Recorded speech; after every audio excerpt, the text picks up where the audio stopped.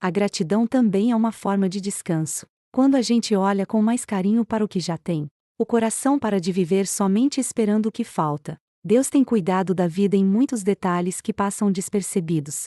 Hoje, que seus olhos reconheçam as pequenas bênçãos antes de se prenderem às grandes preocupações. Produção Flávio Hamilton.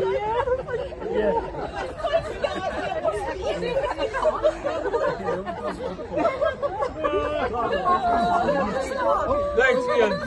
Thanks.